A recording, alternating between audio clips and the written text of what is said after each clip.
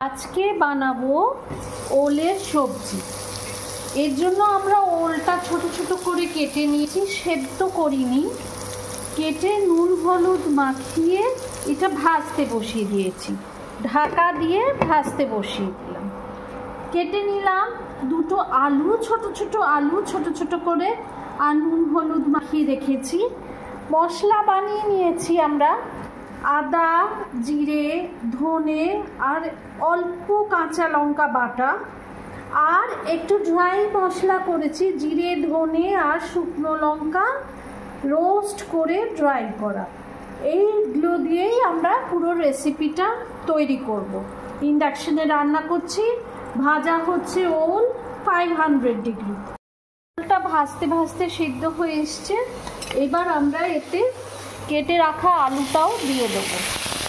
আলুটা দিয়ে আবার ঢাকা দিয়ে রেখে দেবো এবং ভাজতে থাকবো।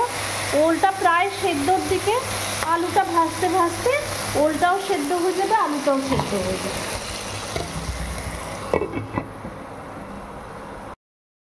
আলু আর ওলটা ভাজা হয়ে গেছে। এবার এতেই আমরা গোটা জিরে খানিকটা ঢেলে দিলাম ফোড়নের জন্য।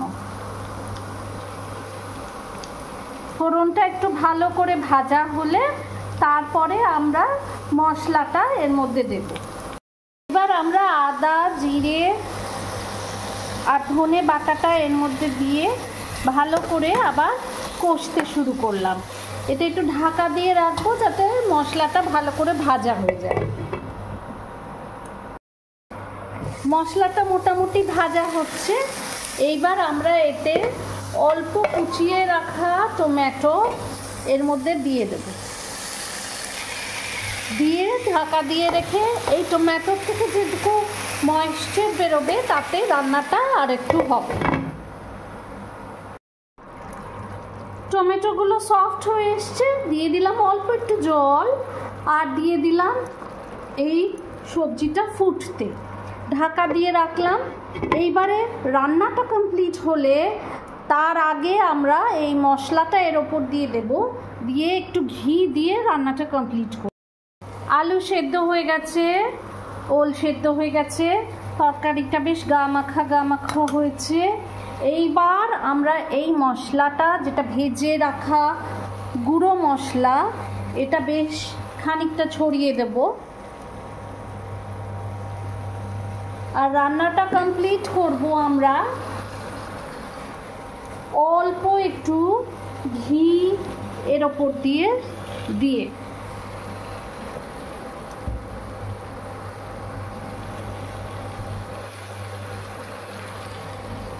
ঘি,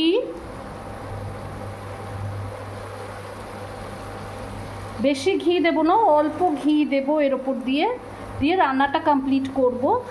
যারা মিষ্টি খাও তারা এর মধ্যে অল্প মিষ্টি দিতে পারো।